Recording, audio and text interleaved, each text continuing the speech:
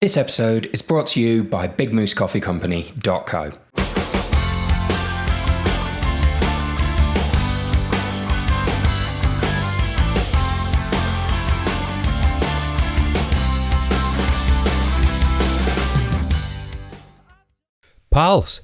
Pals, welcome to another episode of Everything Endurance. Thank you for joining us. I mean, for a lot of you out there, I doubt you had much better to do. I don't know about you guys, but I'm listening to quite a lot more podcasts at the moment, with suddenly more time on my hands than I had before. So, you know, I think it's great. We're helping to connect people. We're telling positive stories. And if that helps you at this time, then we're here for you. And thank you for being here with us. For those of you that are extremely busy at the moment, this is very important to say, for those of you that are still busy at the moment, that are key workers that are out there as part of the National Health Service or the police or volunteers or shelf stackers, delivery drivers, wherever you are in the world as well. I mean, I've been mega lucky over the last few years that me and Chris have done an awful lot of traveling around and meeting some very, very awesome people all over the place. And to all of you, wherever you are in the world right now listening to this, thank you very much for all the effort that you're putting into looking after us. I just thank you. Today's guest, in fact, is someone who dedicates an awful lot of their time and energy into looking after other people, specifically looking after their mental health. This is someone who does a lot of work in the benefits of spending time in the outdoors and the kind of outdoorsy adventure sports that we all love so much, and the benefits that they can have for mental health. We're going to talk today about that. We're also going to talk about his journey to that point, which is frankly astonishing.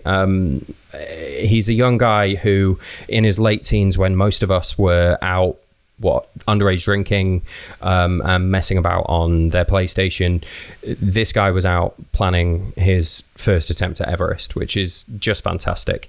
So I hope you really enjoy this one. Today, we are going to speak to the amazing Alex Staniforth. Alex, how are we doing? I'm great, thanks, and great to be on the show. So, thank you for having me. Oh, no, thank you. It's greatly appreciated. I know you're making quite a lot of sort of podcast style shows yourself at the moment, aren't you? Yeah, I mean, in the recent situation, I wanted to try and, help people in my own way, and we all have our own skills and talents. And now that I can't actually speak in front of audiences as a speaker like I normally would, I thought, well, we'll try and share some inspiration in new ways. So I think, as we know, adventure and sport teaches us a lot about tough times and how we can get through. So I've been interviewing other adventurers and athletes and trying to share some of their tips and inspiration just to help people who are really struggling with the isolation and just to keep positive and mentally well. And that's kept me busy, seeing as we've got a few months to kill. So, yeah, I've been enjoying that. Yeah, absolutely. And, I look forward to listening to them myself later. It's an odd thing, isn't it, in the midst of all this self-isolation, that I'm actually finding people are making much more of an effort to reach out to each other. I'm hearing from friends I haven't heard from for ages, and I imagine a lot of other people are in this boat. I'm going out looking for stuff like this, for podcasts, for videos, for conversations with people who do awesome stuff. So no, I'm glad you're out there doing that. It's really important, I think, as you say, that it takes something like this, and it's kind of sad that it takes a pandemic sometimes to reach out to people and to really connect with, just to kind of reconnect with, all the important things. And I think it's kind of forced us to stop and reevaluate, which is a really positive thing. I mean, I've reached out to friends that I haven't spoken to for so long that one of them was actually 38 weeks pregnant. I had no idea. But I think that's one of the positives. It brings out the best in us, and I guess the idea behind that series, and again, why these podcasts are so important, is that it connects with people so that they don't feel isolated. It helps them to get inspiration and to show other people are in the same boat. We're all in this together. We're all having a pretty hard time, and we can all find a way through it. So it's great to find new ways to connect, and whether that's Skype in the meantime, it's great. Yeah, absolutely. Zoom are doing a great business at the moment as well. And I guess this ties into your Mind Over Mountains thing as well, which I don't want to jump the gun here. That sounds more like the other end of the podcast. But I know there's, for you, the outdoors and the adventures you go on and mental health are intrinsically linked. That would be fair to say, yeah? Definitely, yeah.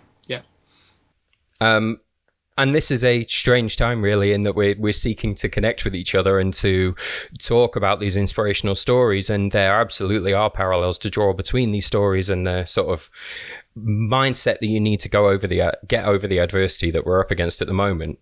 Ironically, it's at a time where we're all stuck indoors. It is a really interesting and a challenging time, and actually, it's changed in such a quick period of time as well. Because actually now the message is to kind of get outside, inside, and sort of do as much as we can and we need to do to stay well and stay active, but in a responsible and safe way. And something that we've never really dealt with before. We've never really had that outdoor access actually restricted, and so we're having to really quickly come up with new ideas and ways to cope. And so we've seen a lot of people coming up with some really cool things, like climbing Everest base camp on their stairs at home and doing marathons on the balconies. But I guess, essentially, I mean, the outdoors influencers and all the role models are trying to have to say, well, don't go in the mountains, because actually you've got to try and find new stuff on your doorstep so that we can adhere to all these guidelines. And I've been doing that as well. I've had to sort of run from my doorstep door to door and avoid the crowds. And I'm very, very grateful actually that I live in the countryside and that I can do that, because being outside and being active is absolutely essential for my mental health. I know for many people's mental health, and I think that it's made us be very grateful for that, and it's something that I don't think we'll take as a given ever again. At least I hope not. Oh no, that's absolutely true. I have my fingers crossed for the fact that a lot of people are going to come out of this situation taking a lot less for granted than we have done before. But while we are all mired in this and seeking inspiration, we're seeking inspiration from people such as yourself. You have 2 books out already that I know have driven a lot of people into adventure and to really evaluate their own mental health and find new ways of improving that. And I think that's fantastic. Let's go back a little bit and talk about your own journey, if that's okay. So, sure. Yeah. Where I know I looked on your website, and one of the things you mentioned as a bit of a trigger for you was paragliding or something along those lines in Turkey. Yeah. So to take you back, it was a very unusual journey, and I've been very lucky to be given a great start in life. My parents gave me everything I needed. I was brought up in Chester, so in a nice part of the world, and I was never adventurous. I was never sporty. In fact, it was really the result of adversity and childhood experiences that triggered me to discover the outdoors and to discover this passion, this purpose, and this calling. But as you say, it was one moment, it was one experience when I was on holiday in Turkey, about 14 years old, that really changed my life. But I think I should go back before that, because when I was about 9 years old, I was diagnosed with a mild form of epilepsy, which was quite an unsettling thing at such an important age. Now, that was soon brought under control, but it was actually the fact that it triggered anxiety and panic attacks, where even having a seizure at McDonald's meant that just the smell of fast food could trigger a panic attack. So going through school was obviously a pretty unsettling time. While my friends were more interested in football and PlayStations and girls, I was sat there taking deep breaths trying to stop a panic attack.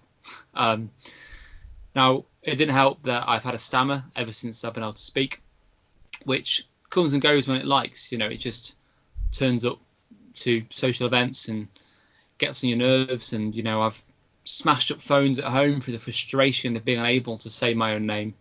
Badly bullied throughout my entire time at school, obviously for no real reason, but it still leaves you feeling pretty worthless.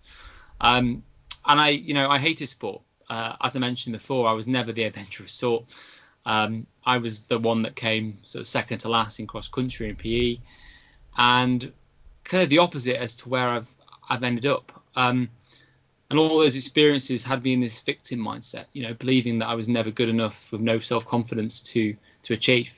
And I guess it was then that the outdoors became a way to really challenge these limits that life had put on me and that I put on myself.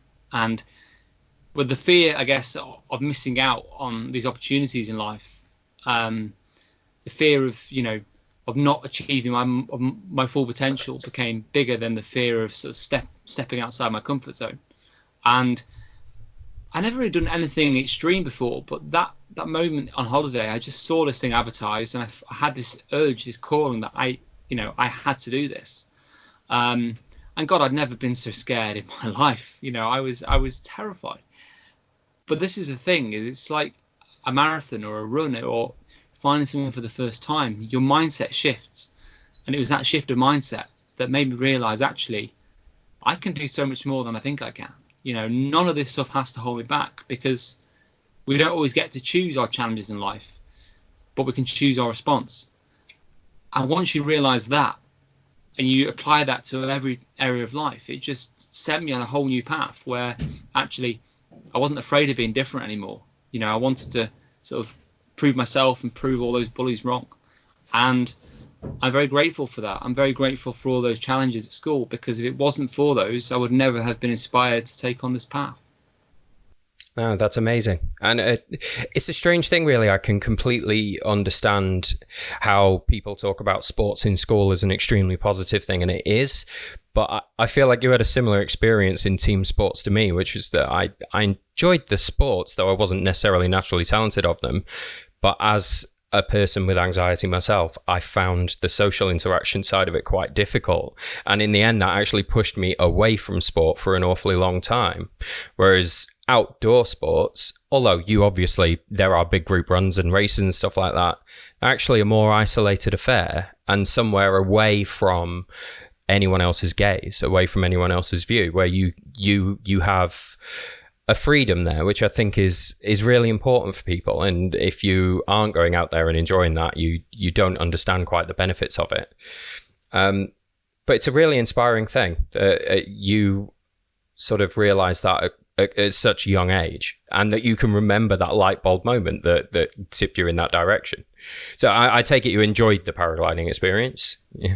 Oh, yes, absolutely. I mean, it's one of those where, the hardest part is always taking that first step. And being resilient, I think, is about, taking those steps outside of our comfort zone. There's got to be some fear or there's no change.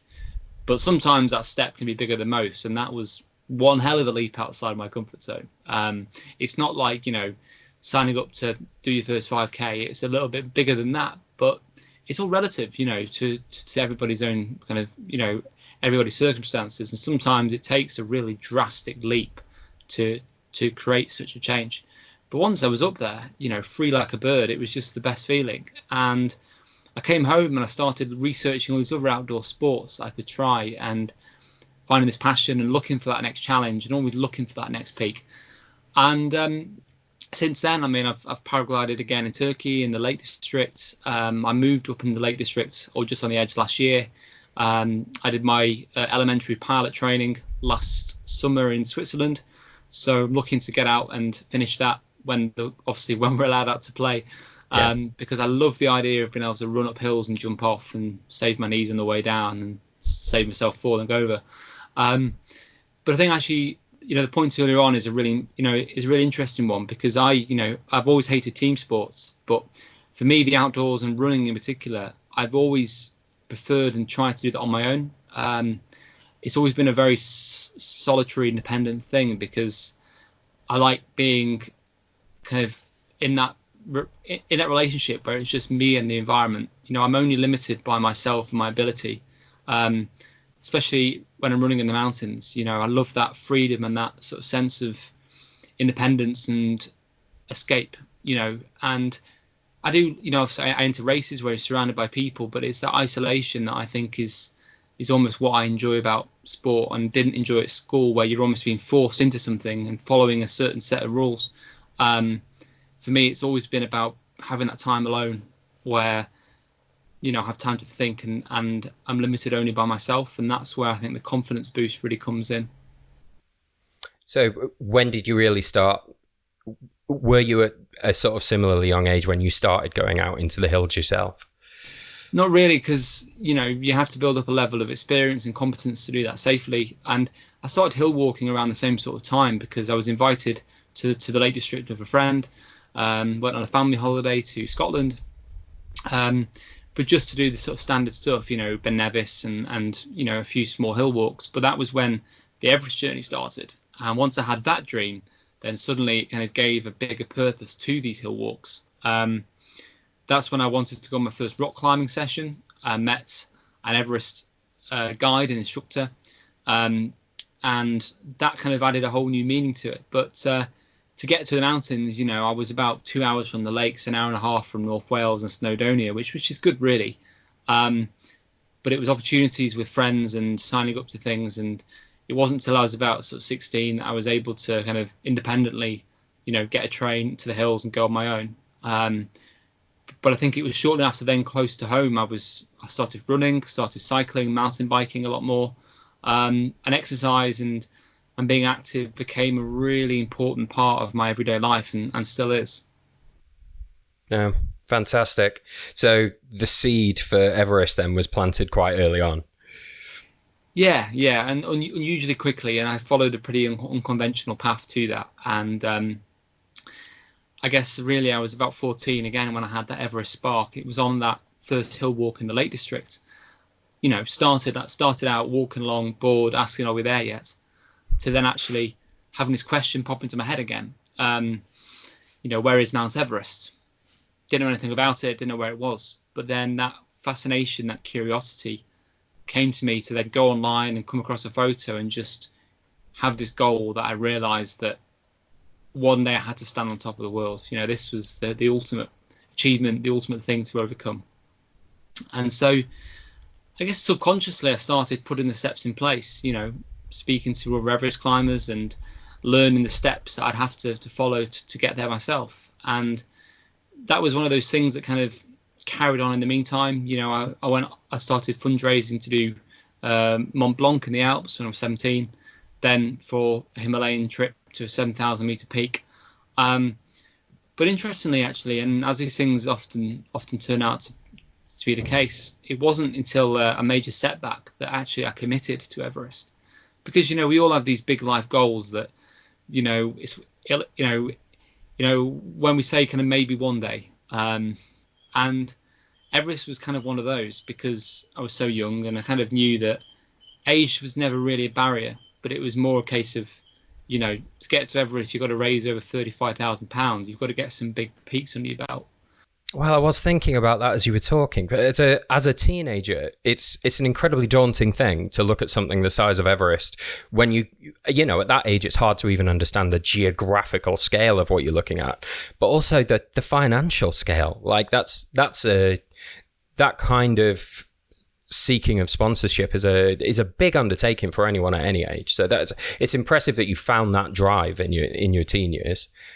Sure, and I'd say Everest is even more expensive, the marathons and ultra marathons. Certainly. The thing is, though, is I kind of got into this mindset where, my biggest fear was letting the bullies win. It was kind of this fear of going back to where I was before. And once I committed to something, that was it. Failure wasn't an option. It was like 100% or nothing. And I've always been that kind of all or nothing, very much self-critical, kind of high achieving mindset, a perfectionist type. And I guess once I committed, it was kind of, that was it. I had to kind of cut the ties and give myself no other choice. And that was the real difference, actually, was because I started running about 15. I entered my first 10K. My dad was always a keen runner, but I'd always been more involved in cycling, which I started cycling a lot more because I was trying to escape the bullies on the school bus by cycling to school and back every day. But the running it kind of came from doing my first 10K, and I loved that buzz of a race, and then kept running more and more at home. And then, like anything, I set massive targets. I have to be international level in a few years and set these fairly unrealistic targets. And I then got injured, and because I've been overtraining and, I improved really quickly and was entering sort of 10Ks and half marathons. And I think I got kicked out of my first half marathon for being underage, whilst most of my friends are being kicked out of pubs and things.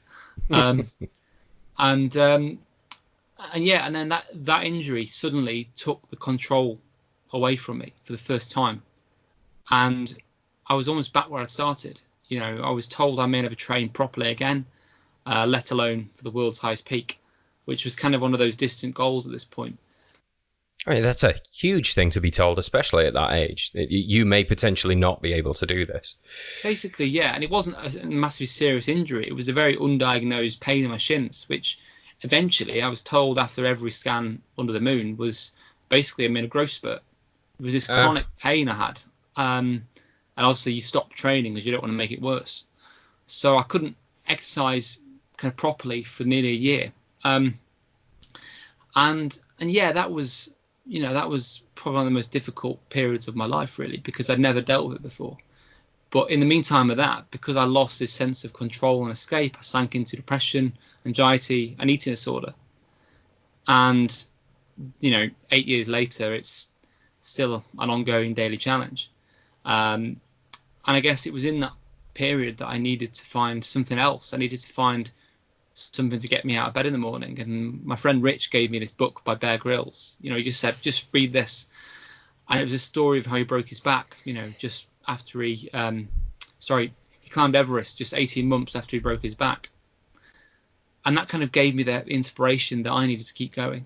And then I realized that at 17, if I could climb Everest at 18, that would give me a massive advantage for sponsorship. Because I would have been the second youngest Brit. Now, my parents were never just going to sign me a check. My parents have always given me, they give me a great start. They've always been brought up to work hard for the things I want in life. So I knew my job washing pots in the local pub every weekend wasn't going to pay for it. So I was going to have to find a way to make one. And yeah, Everest was going to cost about £35,000, but it was about getting a great mentor who said to me, you don't need to know the steps, you just got to start and find the way. And his belief in me gave me that reason to believe in myself. And more than anything, once I said in 2014, in 18 months, I'm going to attempt Everest. That was it. That commitment is the difference between reality and a dream being a dream. And I guess it takes that level of commitment and undertaking as big as what you're talking about there. The training and preparation for that must have been life-changing. It just must have, yeah. Yeah, I did it in a fairly short time. And to be honest, if I could do it again, I would have taken more time because I had to obviously raise the money through corporate sponsorship, which is a full-time job. I was still doing my A-levels, but every day of the week to the early hours of the morning, I was sending emails to over 1,000 companies across the UK, sending out a sponsorship pack, trying to find, any way to stand out I could. I then had to raise another £7,000 or £8,000 to go on this trip in the Himalayas to a 7,000 meter peak, training close to home, obviously in the gym, but getting in the mountains is most important, and yeah, I should have done more. I don't think I was taking shortcuts, but I was just in a position at my age that I was able to do a lot in a short time. Whereas when life gets in the way and when I ever had a full-time job, then, that becomes a longer term commitment. But this was, I hate to say, kind of a gap year project because when I wasn't working in the pub, everything was just tailored around Everest. And I kind of wanted to take the opportunity while I could, because I heard so many people saying, I would have loved to have done that when I was younger, but this happened, this happened, this happened.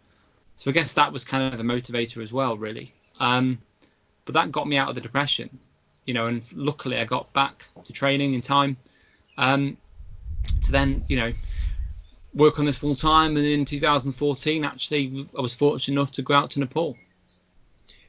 Which, I hate to put a downer on this straight away, but that trip didn't end the way you had in mind, obviously. What happened in 2014? Yeah, that's one way to say it, really, is it, I'm underplaying it here. I know this was a bad time. And I learned that sometimes, no matter how hard you work, failure is inevitable. So much in life is out of our control, and that's the key lesson there. And there was a major avalanche in the Khumbu Icefall just above base camp, where 16 Sherpas sadly lost their lives, which was the biggest disaster in Everest history at the time. And obviously we had to pack up and go home without stepping a single foot on Everest. That was only the right thing to do. Now, yeah. Obviously we couldn't complain. We're going back home safe. And as the Sherpas often said to us, the biggest success is safety.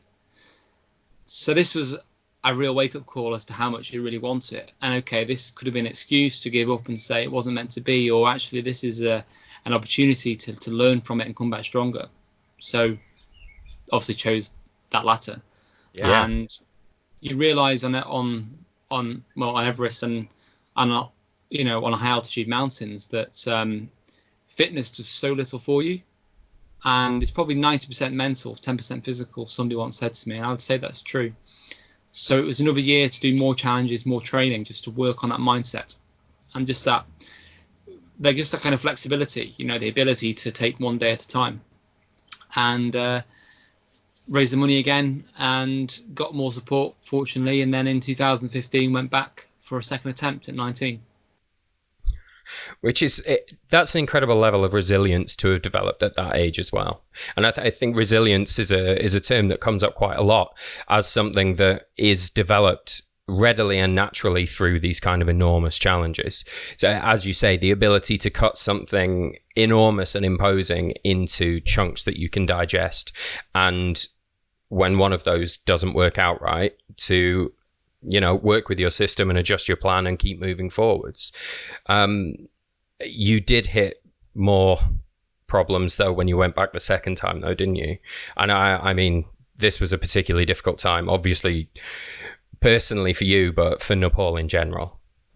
Yeah, I mean, of course, I was a very, very, very small part of a major disaster. I mean, I was very fortunate, and still am very fortunate, that what happened next, was well, you can say unlucky, but very lucky in that we were moving through the icefall to Camp 1. We'd gone back in the same format, the same team, and everything was going really well. And we were pushing up to Camp 1 for the first time when the earthquake hit Nepal. So we were just at half an hour below Camp 1, about 6,000 meters, about the same height as Kilimanjaro. And yeah, I mean, that day was one of the bad days. I felt like I'd never been on a mountain in my life. I was knackered, I was exhausted, and I was so tired that I didn't actually feel the earthquake. I didn't feel the ground shaking. Wow. I was on my own at the time. Most of the team were a lot stronger. They raced well ahead of me. So I just remember hearing this massive crack, which was the sound of ice breaking off the mountain. And then behind that, this avalanche coming racing towards us, as it had the year before.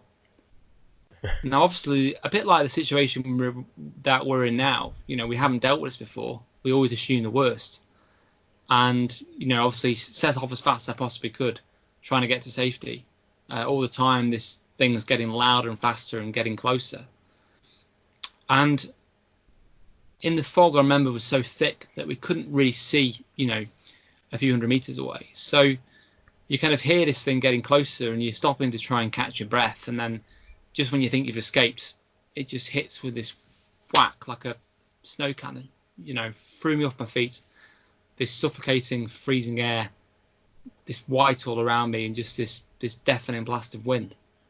And this kind of sickening sort of nausea in the pit of your stomach that, yeah, this is it, And at 19, thinking that it's game over. But this time, it doesn't matter how resilient you are, because you've got no choice. You've got no control. That's it. Yeah. You've just got to stand and take it. And it's still even 5 years later, it's still a very bizarre situation to recall. And I appreciate you going back over it again. I know that's obviously a very, very difficult time.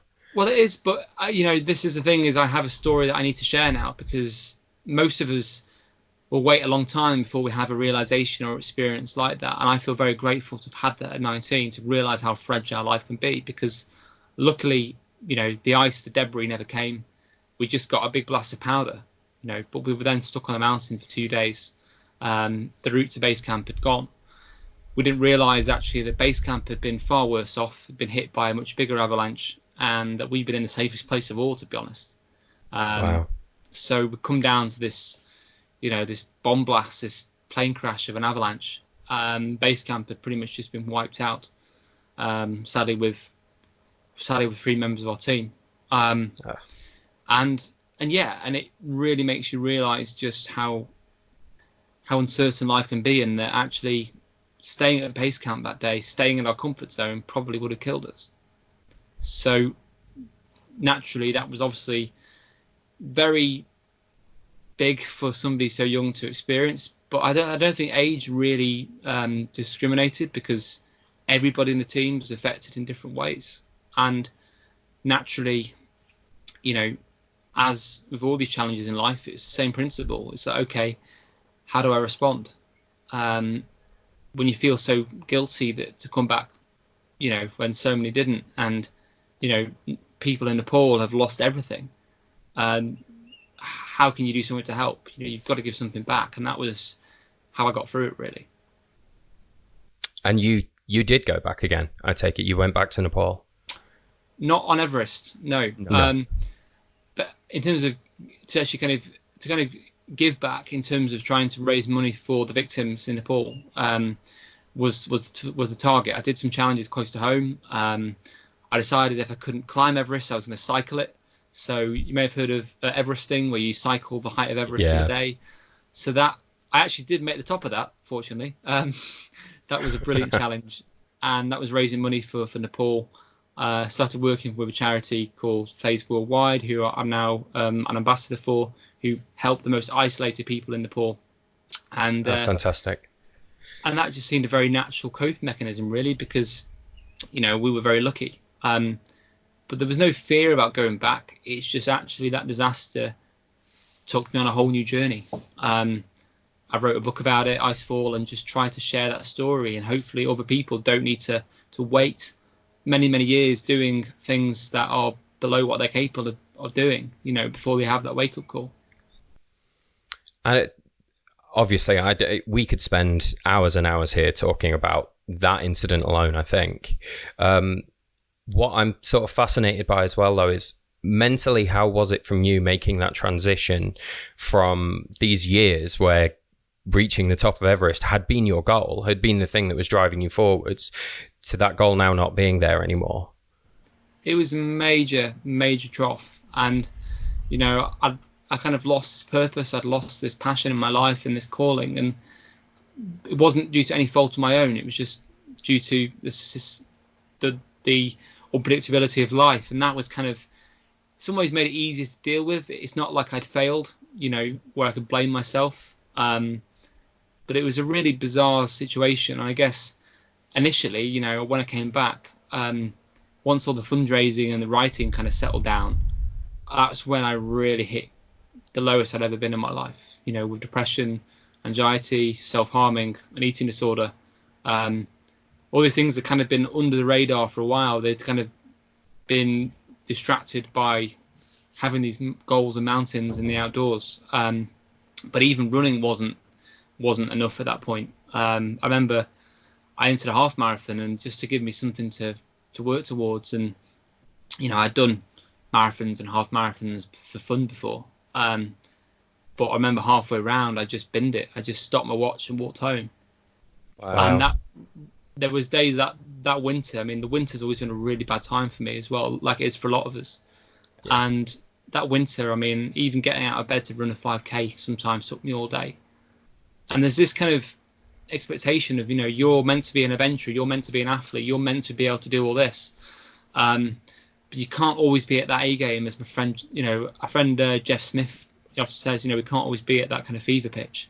And I think that sense of being lost was really hard to deal with, and the guilt as well. So the transition was awful. It really was. But I guess to get me through that, it was about having a sense of purpose through giving back. I think when we're doing something good for others, it's hard to feel bad.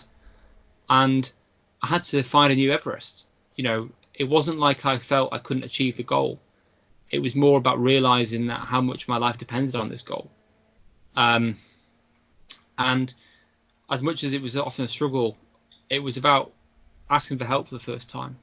That was when I went to see my GP and I got help. And in the meantime, though, it took so long to get the proper help I needed that although medication gave a boost, we need purpose, not pills. And it was running I think without running in the background, I don't know how I would have got through it, because that was probably the only reason to get out of bed some days. You know, just being able to get out and do something positive. And I think this is why exercise is so important for us. Now, I have that vulnerability that when I can't run, when I'm injured, okay, I have that vulnerability of going back. So we have to learn other coping mechanisms. But yeah, it was the most difficult time of my life. And, you know, it just took me on a new path, and I'm very grateful for that. It's incredible that you can look back at that experience now with some gratitude for it, because that must have been immensely hard at the time. I get what you mean. Once you've, as someone who myself has, you know, asked for that help before and asked for assistance from my GP when my mental health has been in, you know, a particularly low ebb. Yeah, you do need something else there. Purpose over pills, as you say. It's often the case where the period of time between you asking for that help and you actually receiving something is very long, extremely long, when your days are lasting a month at a time, which for me is how it feels when you're in that state of mind. Every minute's an hour to drag yourself through. It's incredible now that you can look back at that as a positive, and that must be because you're looking back at that with gratitude, because you recognize what you got out of overcoming that. And I just think that's fantastic. But well, you're quite welcome. You very much did the work. You did find another challenge though, and I'm particularly fascinated by this. But I want to jump forward a little bit to climb the UK. What a delightful thing to have done. I absolutely love it. Well, it's so, if I'm right in saying it was the highest point in each of the 100 counties. Correct, that's right. Yeah, perfect. Yeah, so after Everest, it was a case of, okay, I need to find something else. You know, I could have gone back, but I think you realise that if I reach the top, what's next? You know, you're always going to want that next goal. And it's about the journey instead. And I did go back to the Himalayas the following year to try the 6th highest peak in the world, Choyu, which was an amazing expedition, an amazing experience. There was no disasters. I just got quite ill on the summit night with altitude sickness and I had to come down. That's when I had the realization of, actually, had I been in that tent the year before, what would I have left behind? And that's why I wanted to do something close to home. So Climb the UK came about. This was inspired by Elise Downing, who was a British adventurer who ran around the coast of the UK. She was one of our first podcast guests, in fact. Yeah, Elise was fantastic. Absolutely. And again, you know, as you heard on the podcast, that story of how she just set out, she stayed positive throughout that incredible journey she went on. She took people along with her, gave me that inspiration as well to think, okay, how can I bring people on that journey? What can I do that's different? Because so many people are doing these things nowadays, it's really hard to come up with something different. I've always wanted to kind of go off that beaten path, I think because of the adversity as a child. So this idea came up, and Climb the UK, basically, as you said, involved climbing the highest point of all 100 UK counties, walking, running, cycling, kayaking, mostly cycling to be honest, about 5,000 miles in 72 days. Now that was in May 2017 I started, and it was mostly self-supported. So I had people, you know, giving me things on the way, but other than that, everything was carried on my bike. And it was probably the most rewarding journey I've been on. It was the toughest challenge I've been on, because unlike Everest, you know, you're out there day after day after day with all weathers, you know, getting up early, finishing late, not eating enough, you know, dealing with so much unpredictability and uncertainty. And yeah, you never imagine that the UK can be so ferocious with the weather. And I could say so much about that journey alone. I mean, it really made me realise what we have to explore on our own doorstep. And the real reason for doing it was because I think, you know, as you mentioned before, the help that we often need isn't available as quickly as we need it. And in the meantime of actually waiting for therapy and things, I'd actually almost sorted myself out by planning another challenge and having that goal again, having that sense of purpose and to work towards, you know, kind of put me back on my feet. So by the time I actually got the therapy, I didn't really need it. But that itself was worrying, is that I could cycle and run and walk around the UK faster than I could get the help. And what about the people that haven't got that outlet? So I wanted to get that message out there. And also eating disorders in men. I mean, I think we feel more comfortable maybe talking about depression and anxiety, but eating disorders is big kind of taboo, especially in male athletes. And I think increasingly we're more at risk of that with all the kind of societal expectations and social media. And so it was using it as an opportunity to share that story as well. So set out trying to raise £10,000 for Young Minds, which is the leading charity for mental health in young people. But day after day, I mean, where to start? I mean, it really showed me the best of the UK. We hear about all the bad stuff, and it's like now at the moment, we hear about some of the bad news, the panic buying toilet rolls and all that. But then you see the NHS clap, and you see people, the generosity and the spirit, and that's what the journey showed me, and why I urge people to really look close to home, because there's so much to enjoy, and yeah, it was an amazing journey. Yeah, and I'm absolutely fascinated by it. I think I've kind of had a similar project in mind that I'm going to do somewhere along the line, just for myself. But you must have. It's not a sort of classic outdoorsy adventure, I think, in a lot of ways. You going from county to county and high point to high point. Were there times where the high point was in the middle of a town, or like what were the odder ones? Exactly, and to be honest, only really one person had done it in this style before, which was Johnny Muir, who brought out an amazing book 2 years ago, The Mountains Are Calling, which is all about hill running in Scotland. Yeah. And but besides that, I kind of had to make it up as I went along, and just researching the counties took the longest. I've got a list of all the different county tops on my website, actually, because people are always interested. And there were some, I mean, for example, the highest one in the city of London County, was in High Holborn, literally on the corner of the road near Starbucks.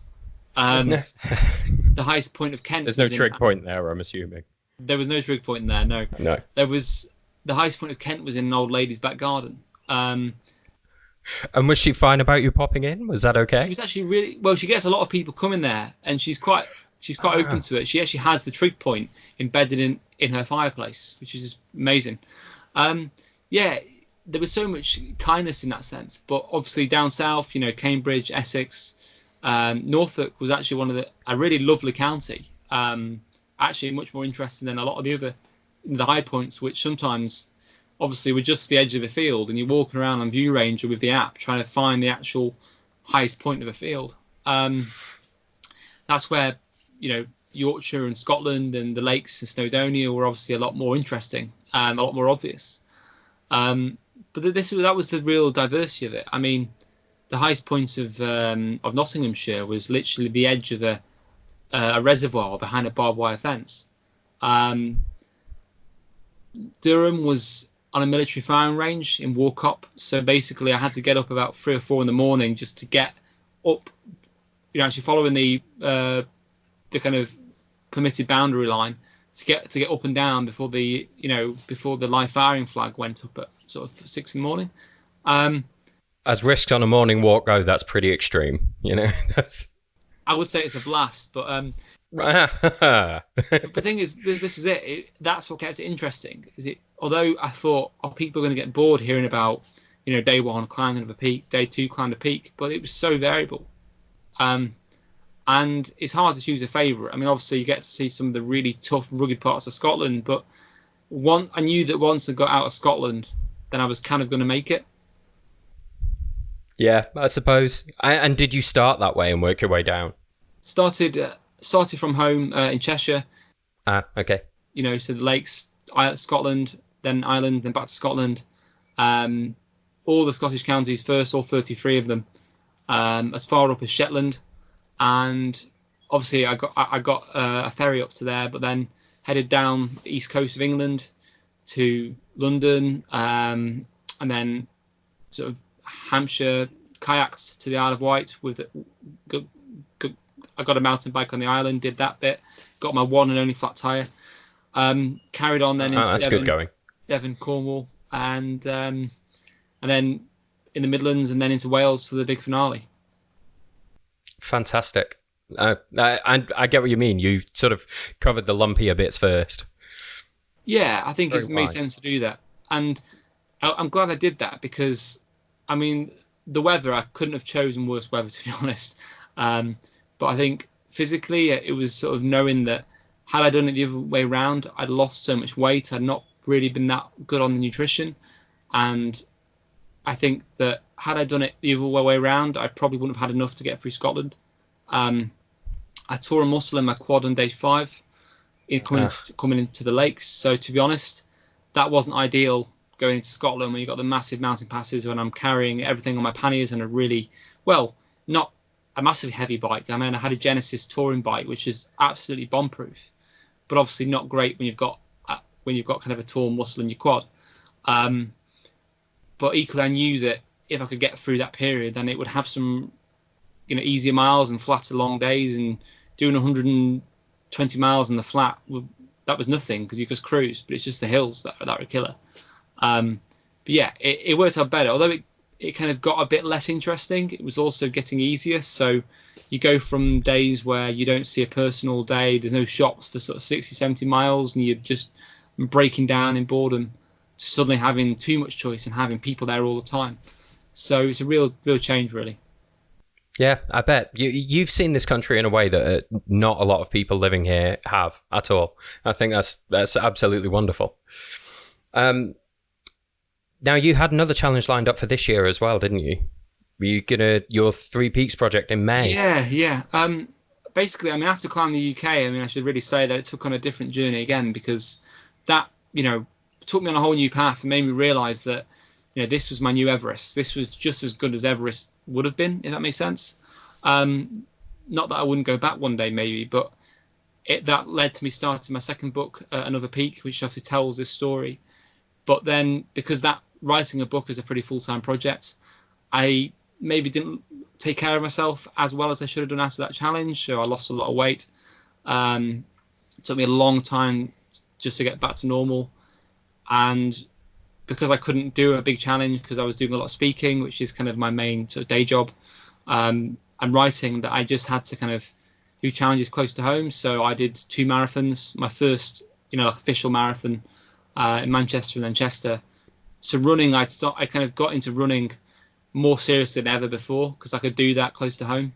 Got to my best ever times. I already reached my peak fitness.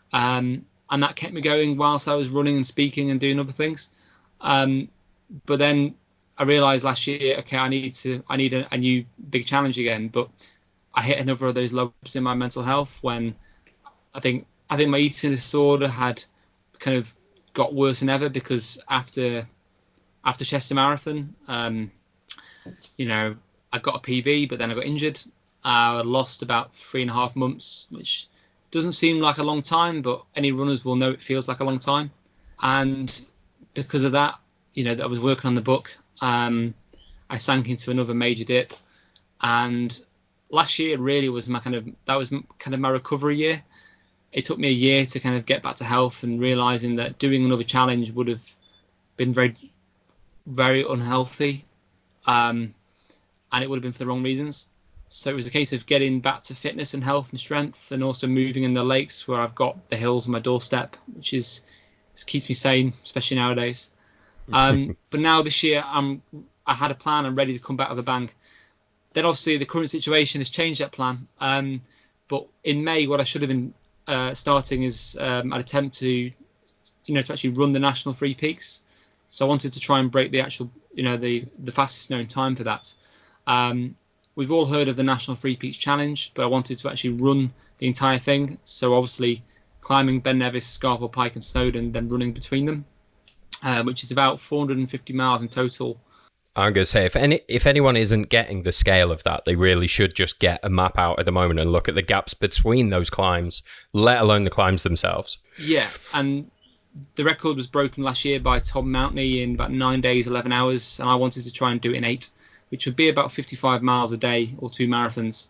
And again, no support vehicle, because I just kind of like that ethos. Now, this is completely new to me, and I've ran marathons and ultras in training, but this is a big step forward. But I think I'm ready for something of this scale. And I think nowadays, if I want to really get the message out there, you've got to push the boundaries. And yeah, this will be fundraising for our new charity, which I'll mention shortly. But basically, I've been working on that since January. It's put me in a really good place mentally.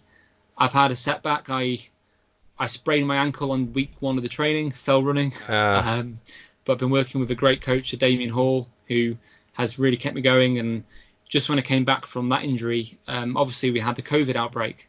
Now I'm very, very lucky. There's thousands of people dying and losing their lives and suffering, and that obviously now is the biggest is a much bigger priority. But naturally I couldn't make the attempt in May as planned.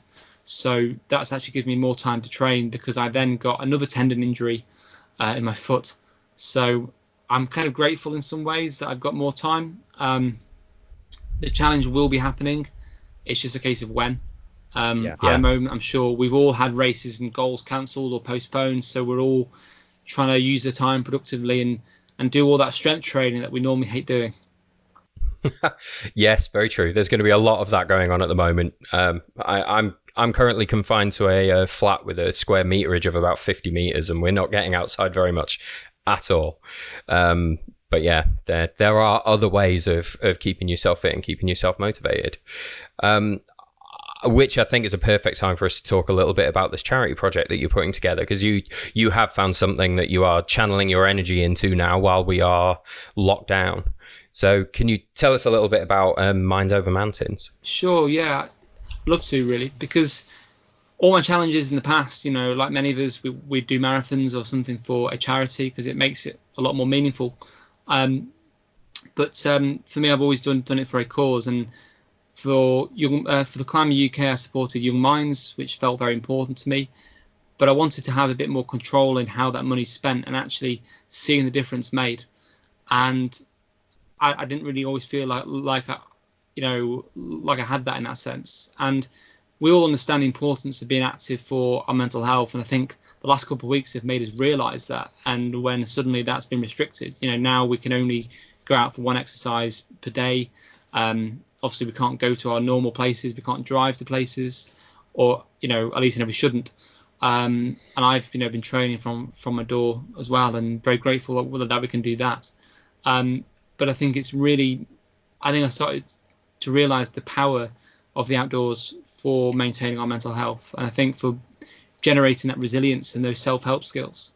That we're not saying it's a cure, but I personally, it wasn't for the ability to get outside and just put things back in perspective, then I don't know where I'd be right now. And we really feel that it's the most powerful tool that we have in society to kind of manage this mental health crisis, and especially to help people after what is inevitably going to be a mental health, kind of tsunami when all this settles down, because people have lost so much, and the anxiety, the uncertainty. Now we did a couple of pilot events. We did one in 2018 with Adventure Uncovered, and wanted to basically create more of these opportunities. So what we do is we provide these residential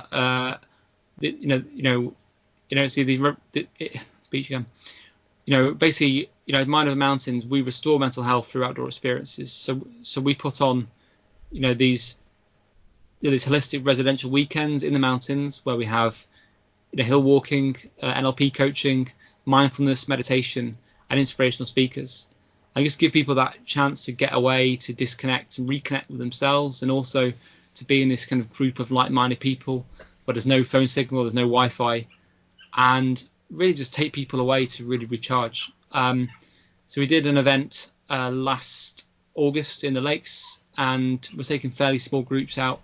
And anybody can apply, but we also have bursaries for people that are out of work or obviously unable to, obviously pay for a place due to their circumstances, which is really important.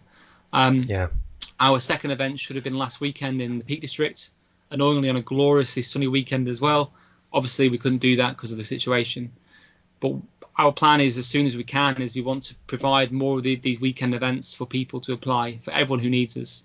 And we really think that one weekend, learning these self-help skills and getting that support can be life-changing. I think it's a fantastic idea. It's a fantastic project. I think, as someone who's experienced the NHS as a safety net for mental health for more than 2 decades now, I think much more nowadays there is the advice that I was receiving from my GPs was a lot more about things you can do in the meantime before we're able to offer you therapy, before we're able to offer you that support. And they do focus on exercise a lot more than they used to. But I think this goes a step beyond that, which is actually taking you into the outdoors. And there is a self-sufficiency, but also a distancing, just literally escaping where your anxieties are geographically has always been such a big thing for me.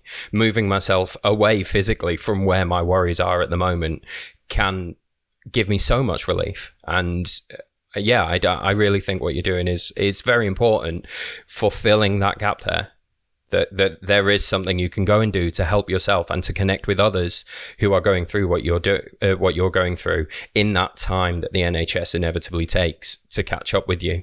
Definitely. And I think that's our aim, is to fill that gap, to be, an alternative that hopefully we can stop people needing to get that support by intervening when things, maybe getting too much of their struggling, and to teach those kind of that, alternative actually therapy in some ways. And, we're not saying that, we are a cure, because some people need, that professional support. But as you say, in the meantime, what do people do? We want to give people that chance for building a support network and a respite, which is really important, but also to develop habits, to actually stay active more often. As you say, exercise it makes sense, it really, and I can vouch for that just by how bad we feel when we don't run, we don't exercise.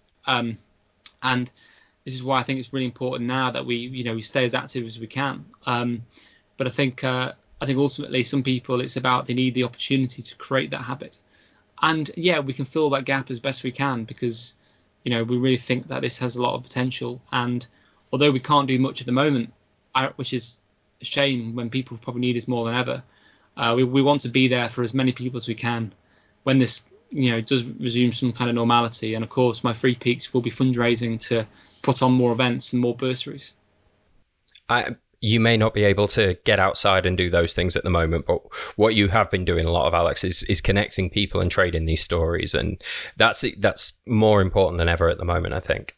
I think that's all we can do. We have to stay busy and stay positive and share the journey, share the pain. We're all in this together, I think. And I found it really hard, because suddenly my goals and plans have been wiped out, being self-employed is a challenge, and actually this is something that none of us have dealt with before. But if we can apply the same principles, and the Brits have an amazing ability to make light of a bad situation with memes, so they're great as well.